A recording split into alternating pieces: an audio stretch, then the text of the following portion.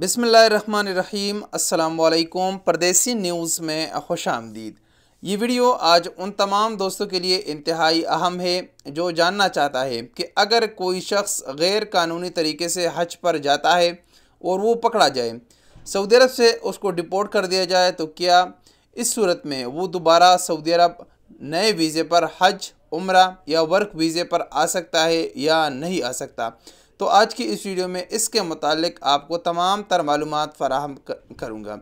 सबसे पहले तो आपको बताता चलूँ कि सऊदी अरब में अगर आप हज के लिए जाते हैं तो उसके लिए आपको तसरीह यानी परमिट हासिल करना ज़रूरी है।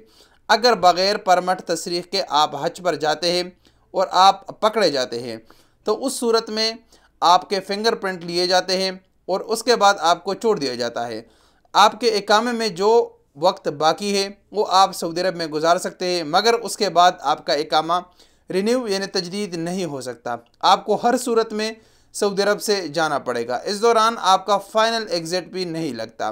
फ़ाइनल एग्ज़िट लगाने के लिए आपको पहले अदालत के सामने पेश होना पड़ेगा। वहाँ पर आपने एक दरख्वास्त जमा करना होता है कि मुझसे ये गलती हुई है और मैं हज पर गैर कानूनी तरीके से जा रहा था। उसके बाद आपको सऊदी अरब से डिपोर्ट कर दिया जाता है, यानी आपका फ़ाइनल एग्ज़िट लग जाता है और आप अपने मुल्क चले जाते हैं। अब यहाँ पर सवाल बनता है कि अगर ऐसे तरीके से कोई शख्स सऊदी अरब से चला जाए तो क्या वो दूसरे वीज़े पर सऊदी अरब आ सकता है या नहीं। यही सवाल सऊदी जवाज़ात से भी पूछा गया। सऊदी जवाज़ात का इस सवाल के मुतालिक कहना था कि अगर कोई शख्स गैर कानूनी हज करते हुए पकड़ा जाए और उसको सऊदी अरब से भेज दिया जाए तो ऐसी सूरत में 10 साल उस पर बैन लग जाता है। 10 साल के बाद वो सऊदी अरब उम्रे और हज वीज़े पर आ सकता है।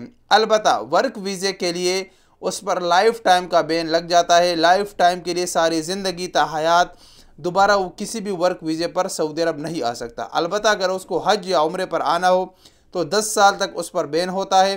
10 साल के बाद वो हज या उम्रे के वीज़े पर सऊदी अरब आ सकता है। अभी इंशाअल्लाह हज का सीज़न है, शुरू होने वाला है, तो आप बिल्कुल भी ये गलती ना करें कि गैर कानूनी तरीके से आप हज पर चले जाए। अगर आपका दिल करता है और आप इस्तिताअत रख सकते हैं तो आप हज का परमिट यानी तसरीह हासिल करें। अस्सलाम वालेकुम वरहमतुल्लाहि वबरकातुहू।